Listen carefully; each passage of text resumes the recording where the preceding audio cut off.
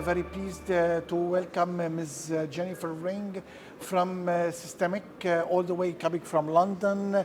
You are just announcing a report in partnership with HSBC Global to talk and to launch, discuss the potential of blue bonds.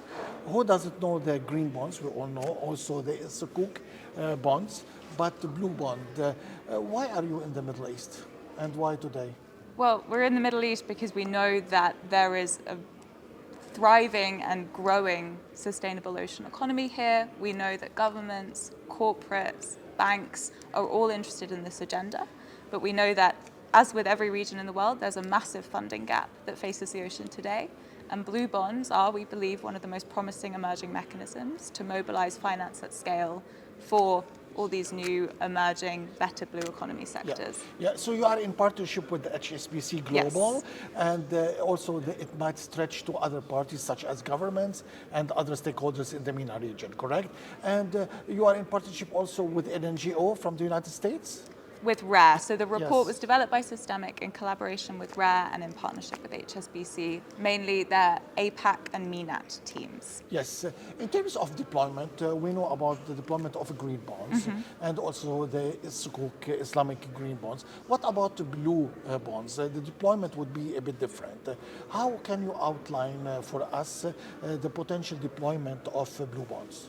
Sure. So essentially, the sustainable ocean economy sectors would be in scope for a blue bond. So this is things like sustainable fisheries and aquaculture, waste infrastructure, both wastewater and plastics, restoration and conservation, shipping and ports. Those are, and tourism, of course, not to forget tourism. Yeah. Have you seen some appetite? Did you did you notice any appetite from the local stakeholders for the blue bonds? Yes, I can't quite name names, but we have had some conversations with people who are newer to the market, still have some questions, but are very interested in learning more, and there are some kind of open And there would be a discussions. potential for Sukuk bonds. We blue believe bonds. so, yeah. All right. And also in terms of other partners, how are you going to expand your partnerships or the pool of partners?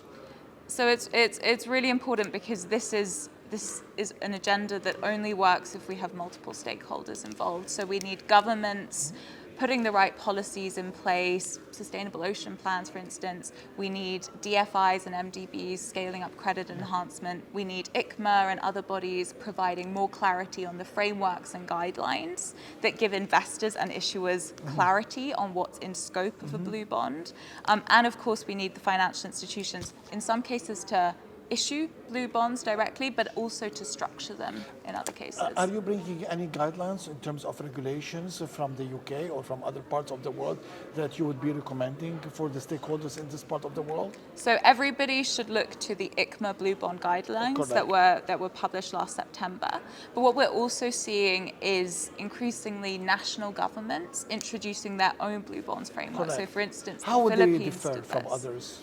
So often what these national guidelines do is they take an international regulation and they say, this is how you apply it in this specific context, this is what it means relative to our other frameworks, taxonomies and regulation, and it allows transactions to be done in local currency. So this is also a positive shift that we're seeing in the market. Jennifer, thank you very much for being with us today.